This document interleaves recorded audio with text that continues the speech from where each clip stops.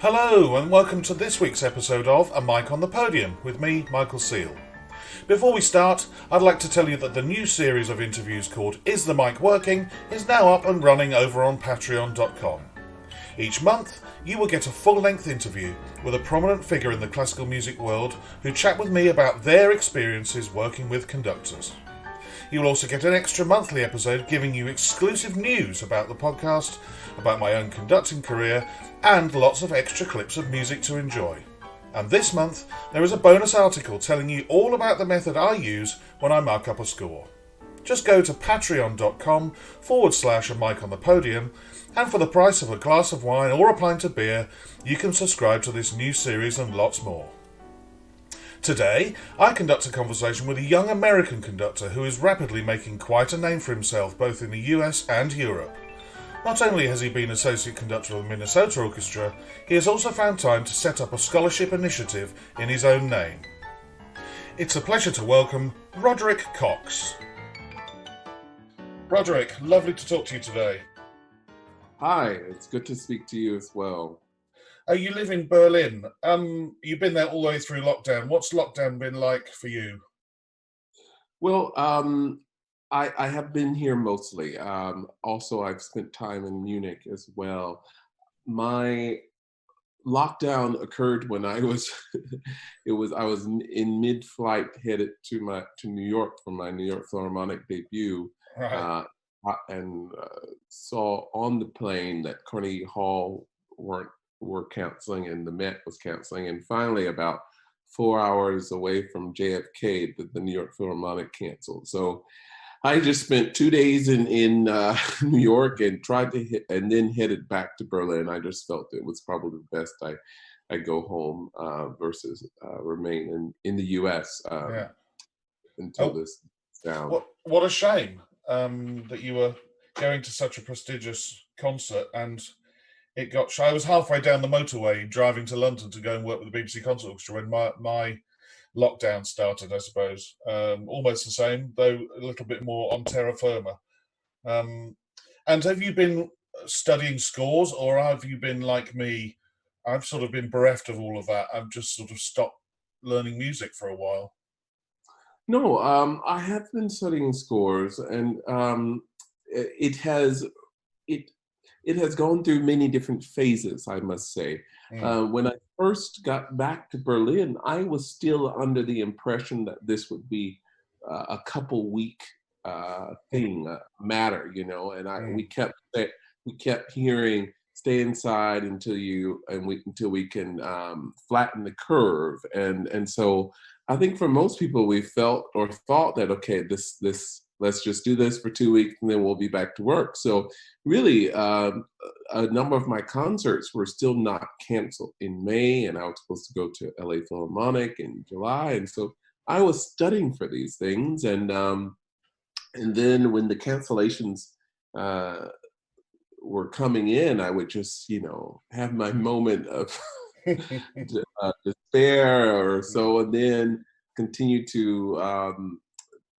try to muster up the energy or inspiration to keep studying for the next thing. Mm. Then when they were all canceled, yes, I mean, like I said, it went through phases, and there was a time where I just didn't want to study or listen to any music, and found myself watching Netflix. So This sounds but like now, a very familiar story. yes, now as um, I think for me, it all went into different. I went into different phases. I think the first was a bit of shock and then depression or disappointment, and now I've entered into a phase of acceptance Mm. and motivation, and so I've been in good spirits the past month or so, and have really taken the time to really reflect on the past and the present and thinking about Mm. the future and what it may look like. Well, let's reflect. Let's go right back. And when did music first come into your life, and in what form?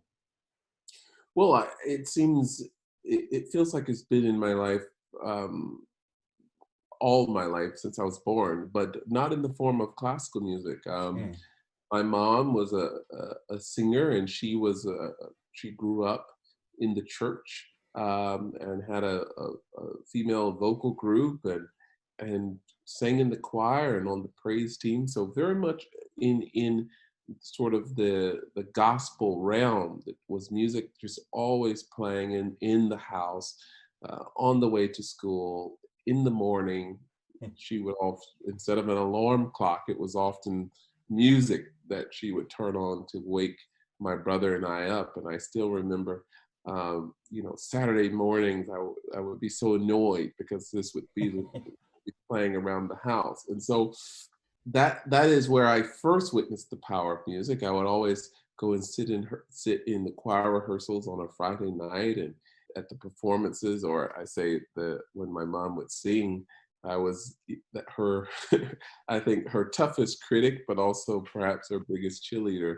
And so later did I start to, I think I got a keyboard for Christmas, and was playing music by ear, before I finally got my own instrument, which was I started as a percussionist, and then switched to French horn in high school because I was just so fascinated with the instrument and what it looked like and what it sounded like, and that there were so few people in the band that played the instrument. And so those were some of my early experiences with music.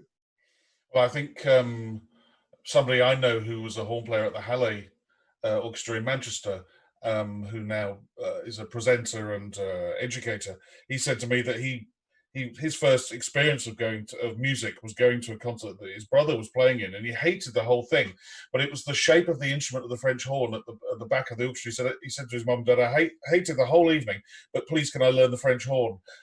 So I wonder whether it's the shape of it, the fact, as you say, that there are only 4 people doing it, or 5, depending on whether there's a bumper or not. It's funny how you're drawn to instruments, isn't it? Yeah, so I mean, it is an amazing, amazing instrument, and I think the overall feeling of how it vibrates through the room, and how the reverberation off the walls and everything, it's just it. I thinking about it at this moment, I miss it, but I perhaps it's a great instrument for conductors to learn, because they learn how to play in the woodwind family, how to play in the brass family, how to play even in the string family, because the horn line is often coupled with the cello and so forth. And transposition is good, but also Yeah. it's not the most practical, because it's one of the hardest instruments to maintain if you're not playing it every single day. And so as a conductor, when you're on the road and you're traveling, it's just nearly impossible. I don't think I know any conductors who were horn players. I think Espeka Salonen, Donna Ronicles, I don't think any of them actually play the instrument anymore. So I envy the people like Osmo Vanska, who can take his clarinet and take it out and play it here and there, and people who bring their violins and everything. It's a much easier. They have a much easier task in maintaining those skills. So I'm assuming, being a French horn player, you would have played in high school orchestras or youth orchestras, summer camps, music camps. Is that true? Yes, exactly. And this would be where you first encountered conductors. At this stage, was it something that was of interest to you, or was it something that came much later? Well, my first interest in conducting was not in the arena that I am doing now. I was growing up in Georgia, which is the South, and the South is very big on football. And when you have football, you have marching bands, and so I love participating in the marching band. And my first idea of being cool as a conductor was being a drum major. I wanted to be a drum major so bad. Uh, and when I actually went to college, I finally won the drum major audition. And the second year I lost. They didn't give it to me again. And so it seemed as if my quest to get on the podium was quite tough, was quite hard. But I started studying conducting independently after taking a couple courses in undergrad in Georgia, and begged the teacher to let me come for individual lessons.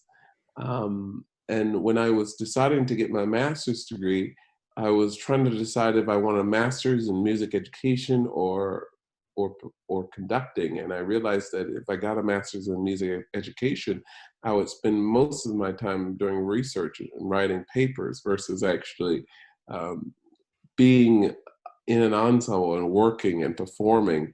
And so I chose conducting. And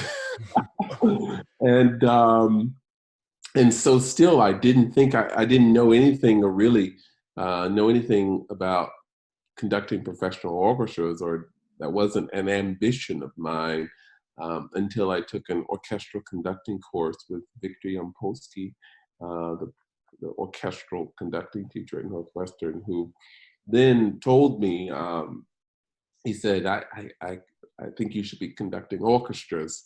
And at first I laughed and I thought it was far-fetched opinion, but it was a seed that was planted in me, and all of a sudden I began to ponder on his advice and had to really take a 180 turn to devote my life really to pursuing that avenue. And what sort of teacher was he? In the previous episodes, I've asked about everybody's teachers, and most of them seem to have a fairly holistic approach. Cover every angle. Though some teachers are very much into score learning and didn't give hardly any stick technique advice, and others the other way around. What was he like? Well, the interesting thing is, when I was at Northwestern, I studied with two teachers, and I think I was still the only conducting student that did this. I studied with, first I started off with Mallory Thompson, and then I had to go and sit in her office and say I wanted to pursue orchestral conducting. And I was so, I felt that the university and the faculty were so accommodating to let me do that. So for one studio class, I would go to Mallory Thompson, and the next one I would go to Victor Yampolsky, and I would have lessons with both. And I found that it was probably one of the best situations because Mallory Thompson was a very meticulous technician and really talked about the technique of conducting and using the stick this way, and really talking about how to go about achieving a certain sound. And Victor was this sort of naturally gifted conductor who talked about mostly music, and didn't understand sometimes why you can't get the sound you need, would kind of just push you aside sometimes to get on the podium and show you and say, do this. And so it was tough because you had to then really adapt very quickly and try to do what he was telling you to do, which is hard because I would think it would be best to go home and try to practice these new skills, but he was very demanding in that way. And if you did not adjust yourself quickly to what he's telling you, it could turn into a pretty rough situation. But I think in the long run, that helped me when I worked with some other, really tough teachers like Daniele Gatti, where you need to be quick and fast on your feet. Victor Yampolsky was really a tough teacher and demanded a lot, but he was also very, very sweet. His lessons were not personal. So when the lesson was over, we'd all, he'd rip you apart or tear you up. But when the lesson was over, he'd say, oh, you guys want to grab lunch? You want to grab coffee? And so that was the type of family environment I think that was created at Northwestern, and I still speak to those teachers today. And even Robert Spano It was great working with him at Aspen.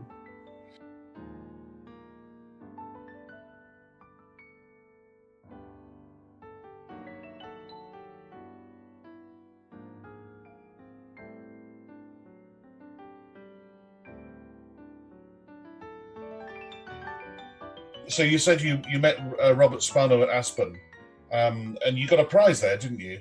Well, when I left Northwestern, I went back home because I didn't have a job yet to Georgia, and luckily Atlanta. I'm from Macon, and luckily Atlanta is just 90 minutes away, and so I believe I first met Mr. Spano when I asked to come observe rehearsals at the Atlanta Symphony. Mm. And of course, it was a dream to go to Aspen, but that didn't come until a couple of years later, until I was finally accepted. And when I was there, I mean, it's an amazing place to be. And I was supposed to go back as a guest conductor for the first time in 7 years since I was there as a student. I was supposed to go back in a couple of weeks. So it was a bit disappointing, and I'm looking forward to getting back there next summer. I've played for Robert Spano at least on three occasions, and he comes over as being such a lovely guy. And I'm assuming he was the same when you were observing rehearsals and when he was teaching and mentoring you. Is that right? Yes, I mean, Mr. Spano is a great teacher, and great teacher of conductors, which is hard. Mm. A lot of conductors are not necessarily good teachers of conducting, and so he's a brilliant man, and yes, it was. I worked with him twice because I did get the Hearth Prize, which allowed me to come back for one other season and work with him.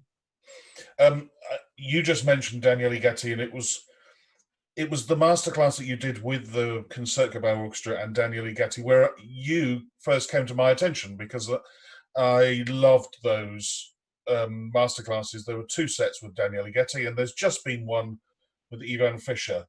I'd love to touch briefly on that before asking about going on into guest conducting and competitions. How did that come about? How did you find it? What was the experience like? Because for those who haven't watched them yet, and I really can highly recommend that you find them on YouTube, they're wonderful masterclasses. But at the time they were streamed live on Facebook, so they're big audiences. What was it like? Tell us all about that experience. Well, I must say the most recent one I didn't really watch. I don't think I really could, but I was definitely rooting for those young conductors up there. Yeah.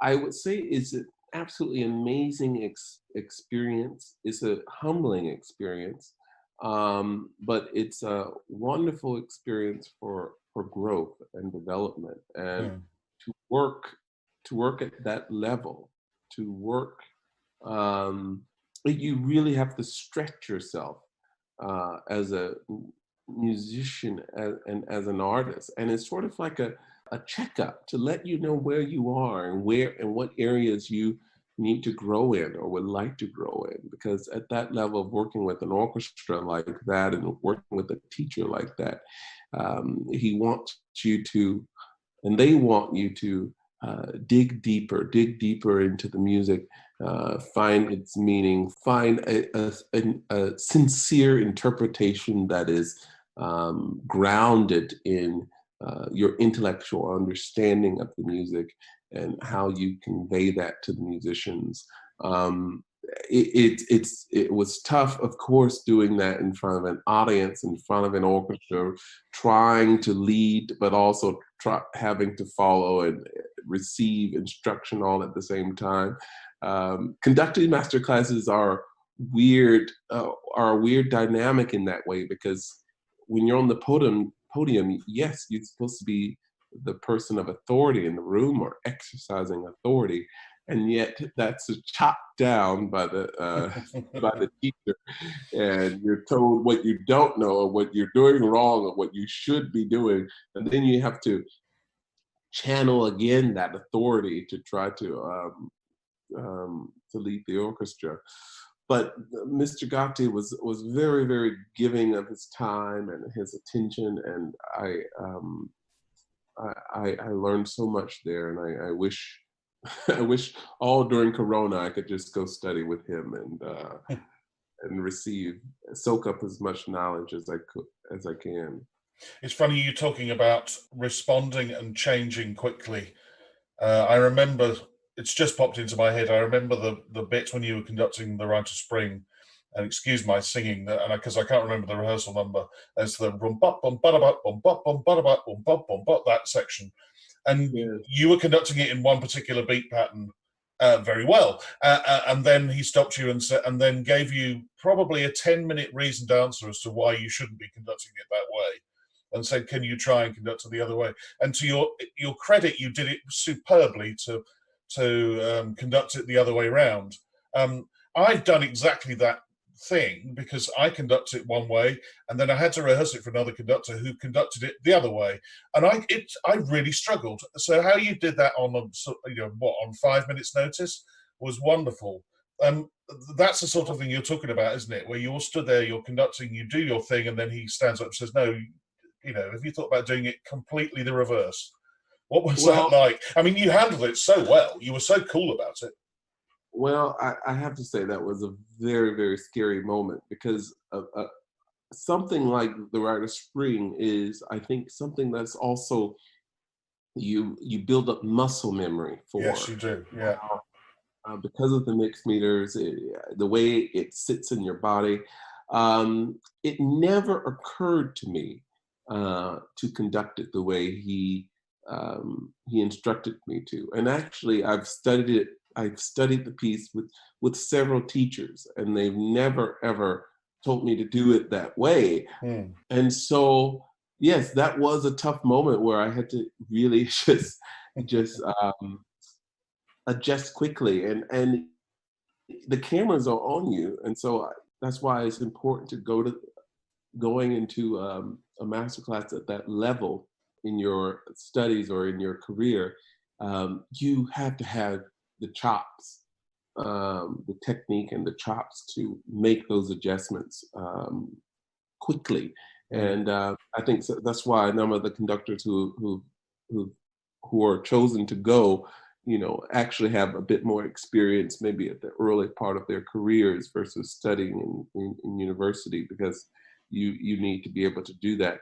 But it was interesting because he really chopped me down to size during that session. And then behind, we have sessions off camera.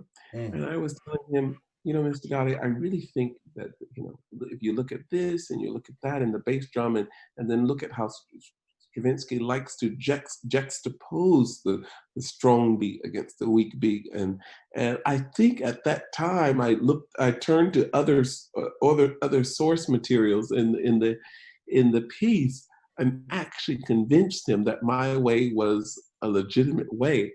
And he said to me, "Well, why didn't you fight for it? Why didn't you go after it up there?" And I was like, I said, I was thinking, I don't think the best time in front of the Concertgebouw, in front of a live audience and a live stream around the world is the best time to push back against, a maestro in a master class.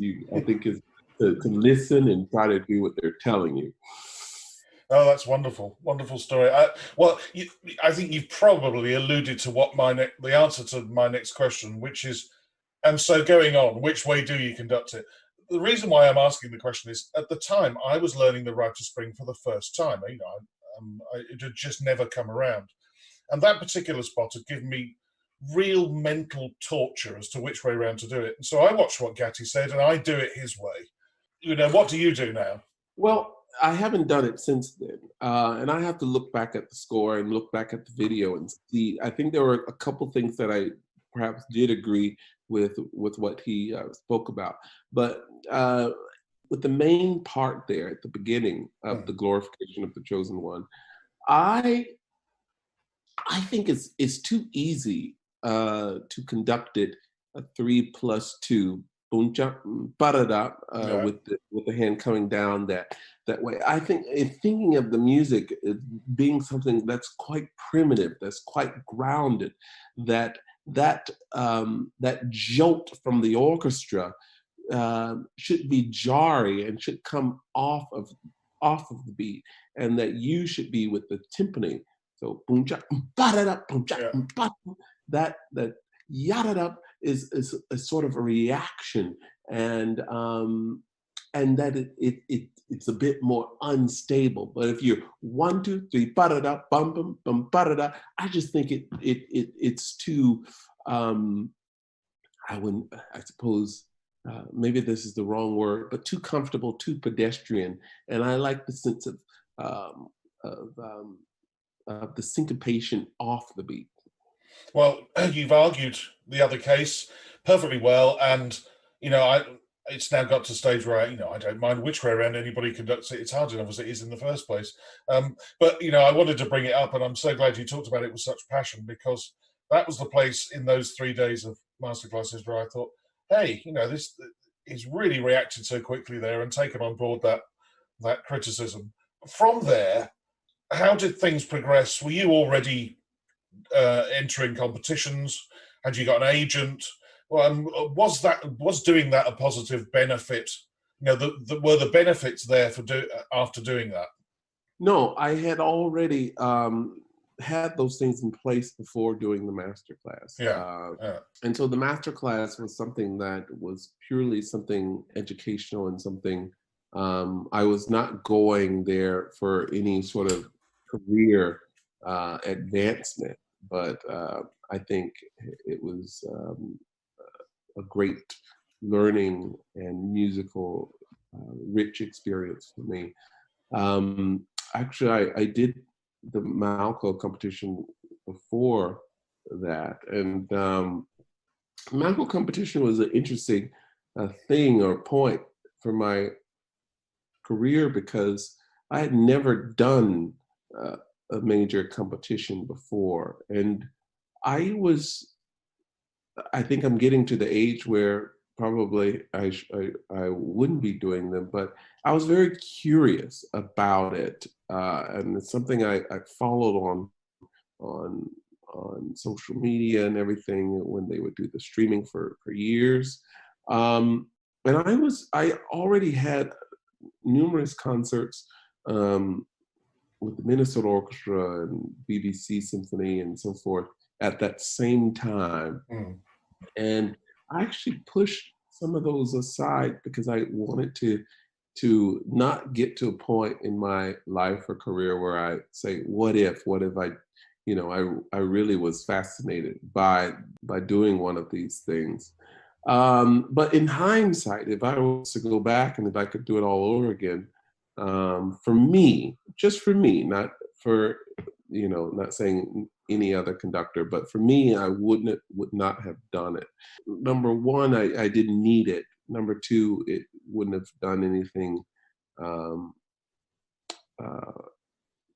well, besides just a string of more orchestras, I suppose. I don't know. I just felt that it wasn't something I really enjoyed, and I don't think I'm a competition conductor. I think that's a fair point. I mean, I didn't start conducting seriously until I was 35. So, as you'll know, that's normally the cut-off age for any conducting competition anyway. So I could never have entered one.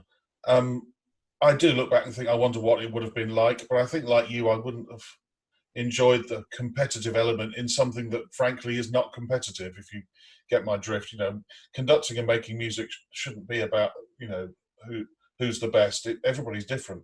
So I think I would probably, like you, is that I wouldn't have enjoyed it. Again, like you, I wished I'd had a go, but for me, it was impossible. They are beneficial. Yeah, Mm.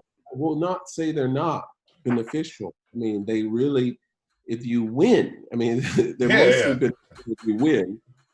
They can really elevate or jumpstart your career because if you're looking for a manager or someone like that to represent you, a lot of times they're going to be wanting to know what is there to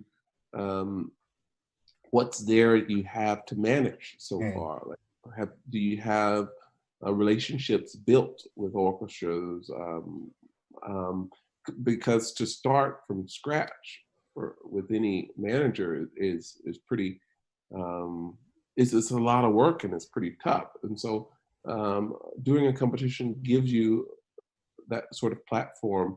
Um, but yes, like you said, it's obviously not a realistic scenario in terms of the work or the job, and I don't knock them at all. I think they're very important, perhaps more in Europe than in the U.S. because we have um, many staff conducting positions or Mm. assistant positions to help conductors advance. But in Europe, those are not always very common, and so competition is another helpful means in gaining exposure and building relationships.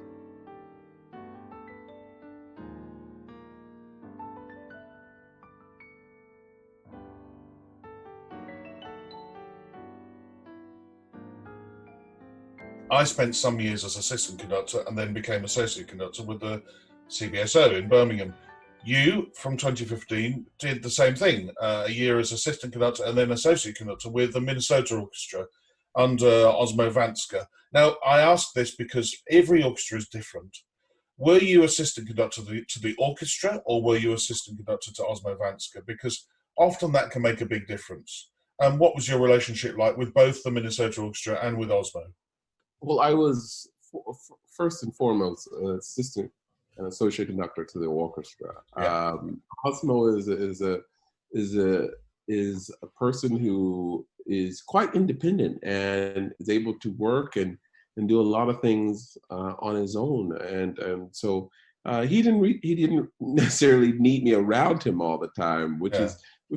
which is good. I was able to observe and learn from him a great deal.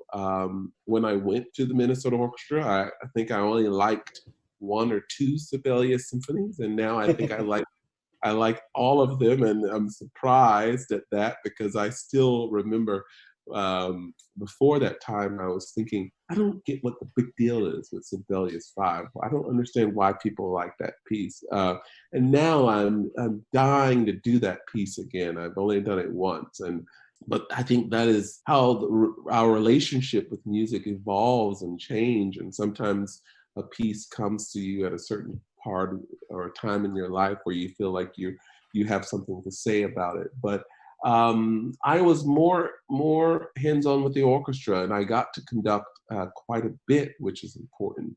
That's one of the most important things that I Mm. had opportunities with that orchestra.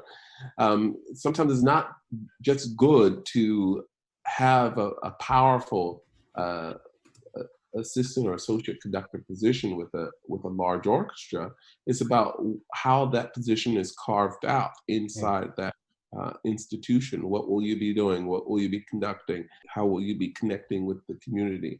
And so I got a chance to do some pretty big concerts there, and that not only helped me grow musically, but gave me a bit more responsibility and helped me also get from under the Minnesota Orchestra and advance my own career, because I think the big risk is getting stuck in one of these positions for over 3 years.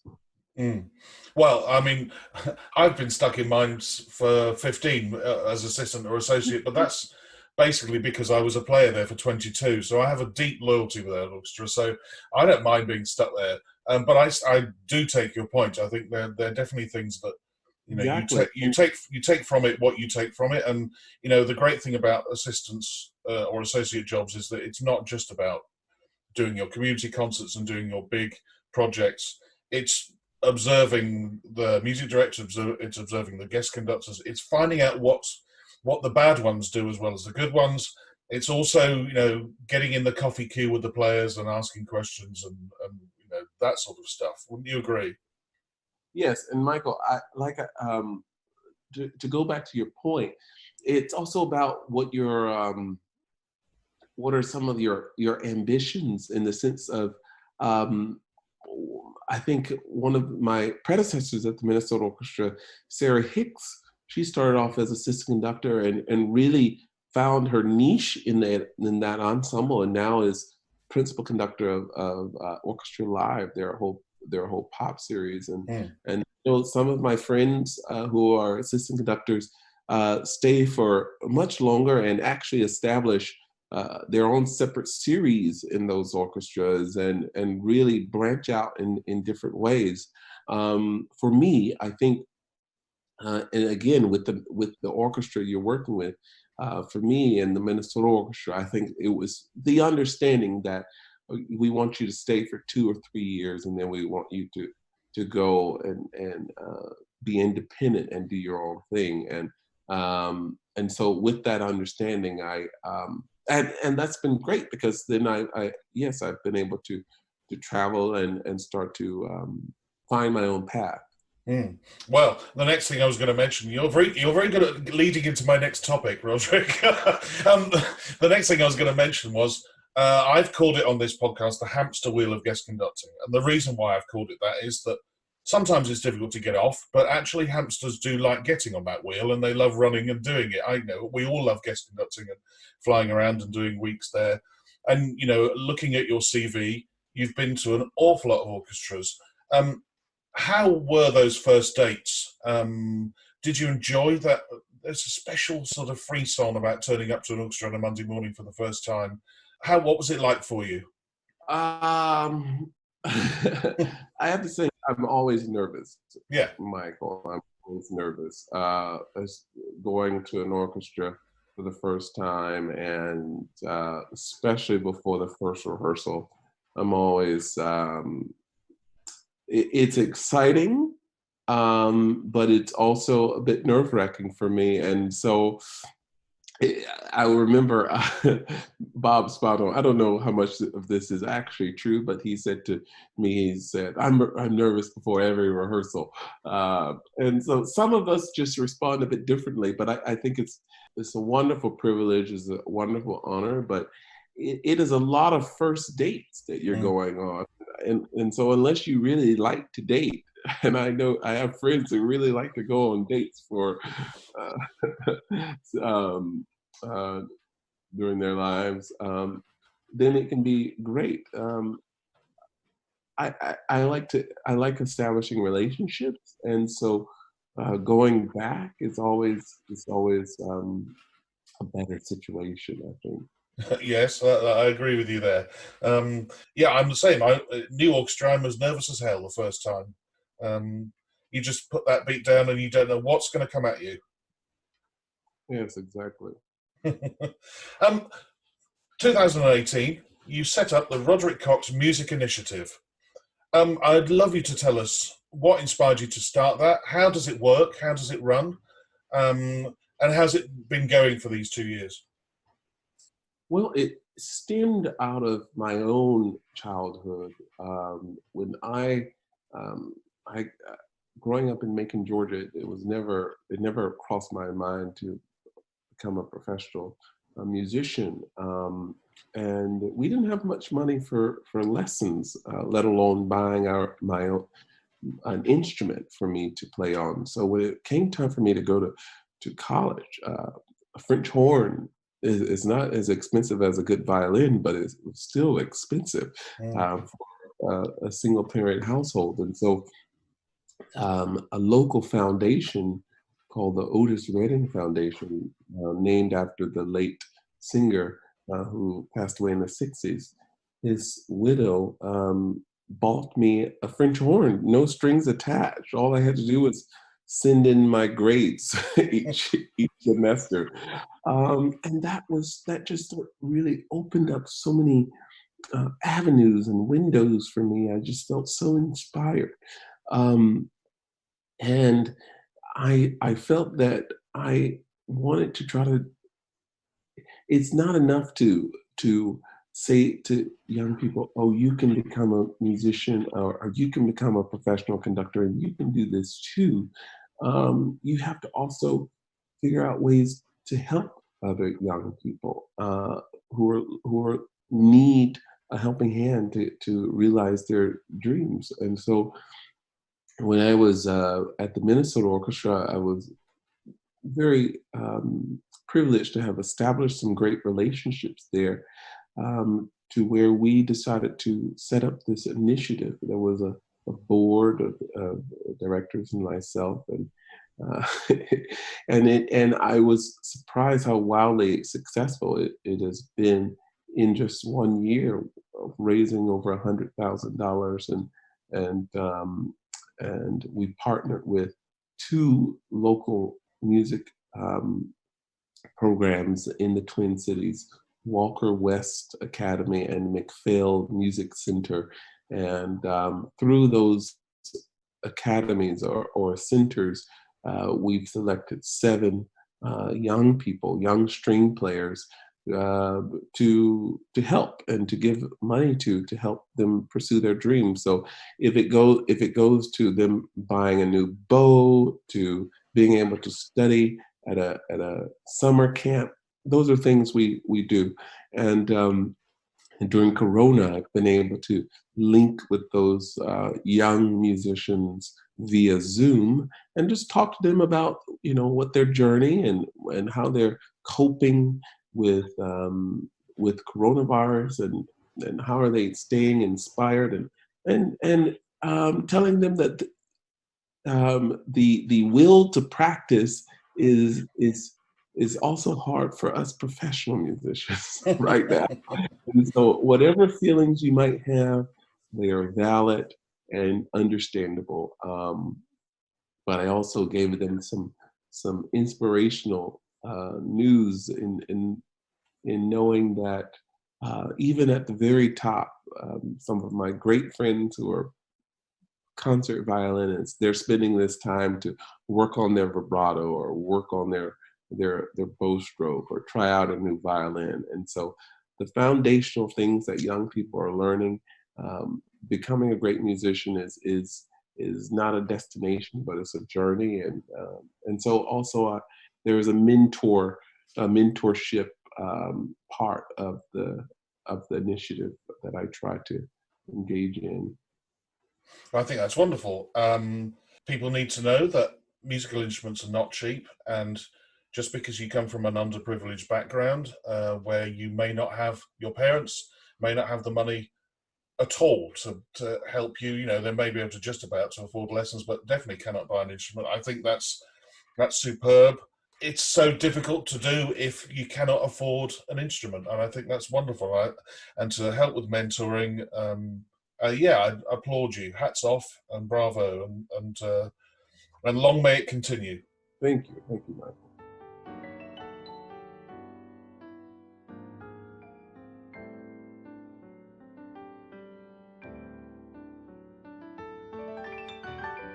I've asked every conductor this question because conducting geeks ask me to, which is, how do you learn a new score, Roderick? Do you sit at the piano and look at it that way, or do you sit at a desk and just sing it through to yourself? What's your process? And when you learn a score, do you mark it up? Are you a scribbler of notes in your score like me, or do you like to keep your scores virginal white?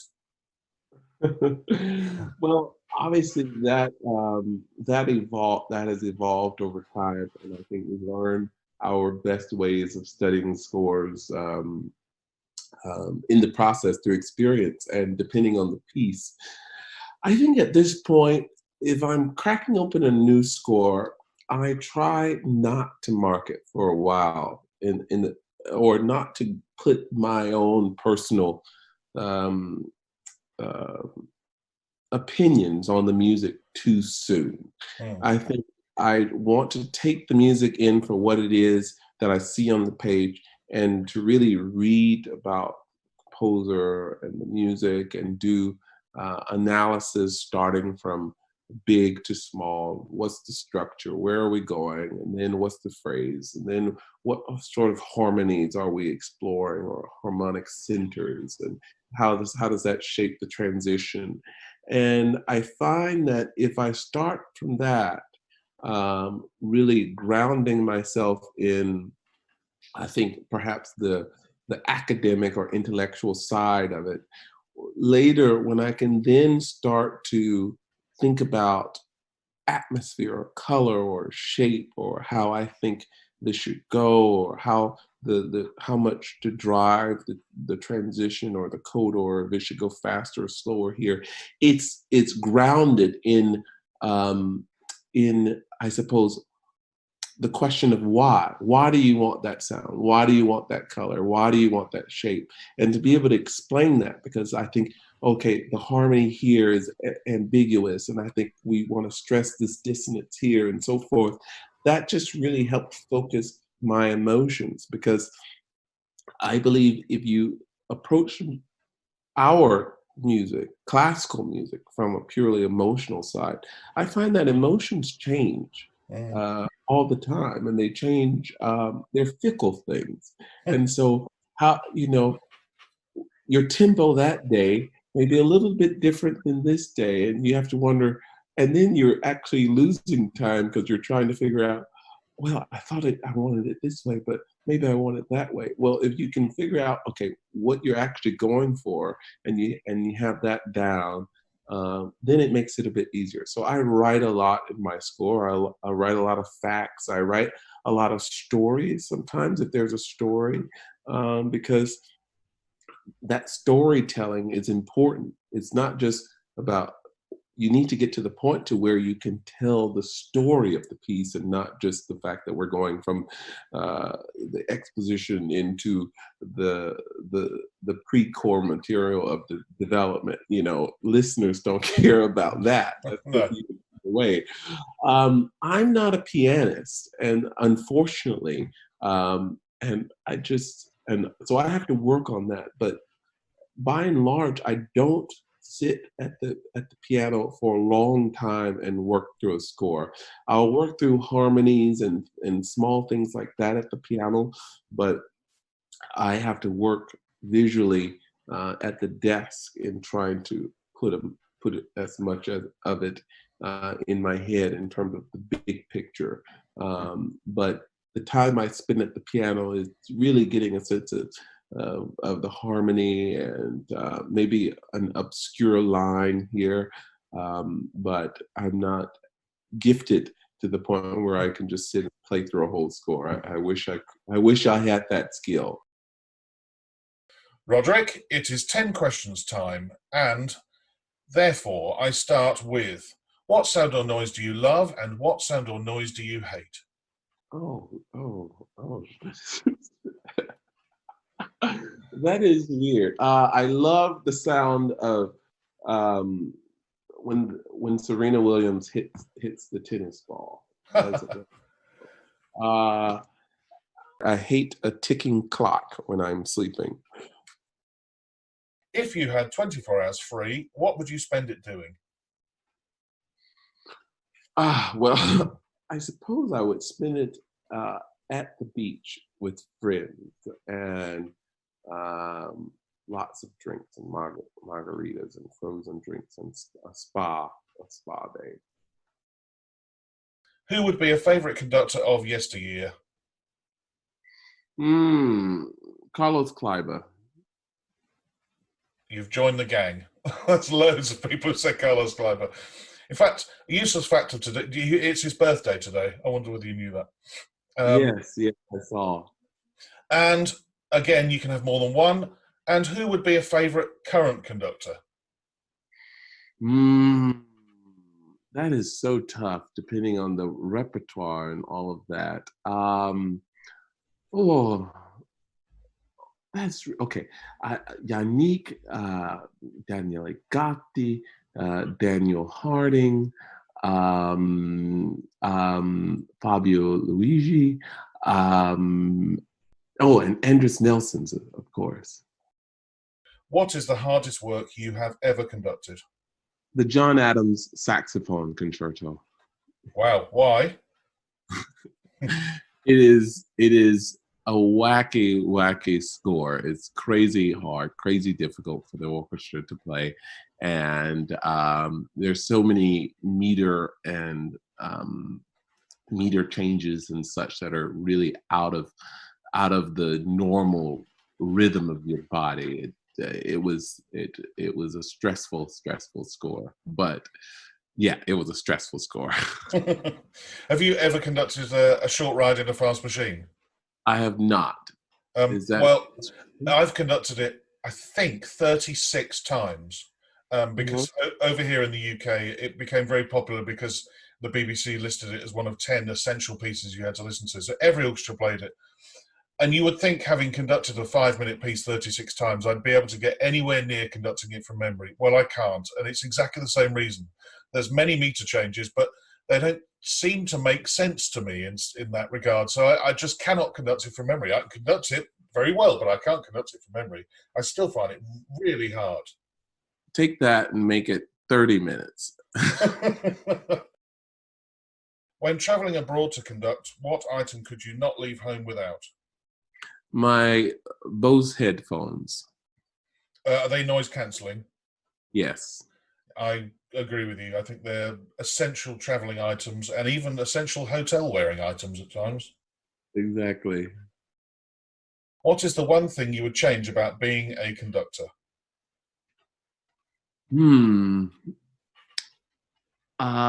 Maybe the clothing we wear. Mm. But then as Yeah, conductors, we sort of can wear what we want to a degree, I suppose. to a degree. I think it could be a bit more. I think as musicians, we're like one of the only art forms or things that just still wears the same thing. Uh, even basketball players and tennis players have changed a bit. What profession other than your own would you like to attempt? Well, okay. I would have loved to have been well, it's still in music though, but a cellist, maybe a concert cellist, a solo cellist or something. Or I don't think I would have ever had the skill to do it, but I would have loved to be a professional tennis player or maybe a surgeon. If the world was to end tonight, what would be your choice of final meal and drink? Well, it would need to be a ribeye steak, Mm. uh, a wonderful ribeye steak with an Argentinian Malbec. Mm. I think that would be great. Have you ever been to Buenos Aires, Roderick? Yes. So, like me, you probably thought you'd died and gone to heaven. That's true. I also went to Mendoza, which was Oh, fine country out there. It's just very hard to beat. I'm just always looking to try to get that again. that that is one of my bucket list things to do, is to go to Mendoza. So I'm very jealous. Roderick, I've had a wonderful hour chatting to you, and I hope to see you soon in the future.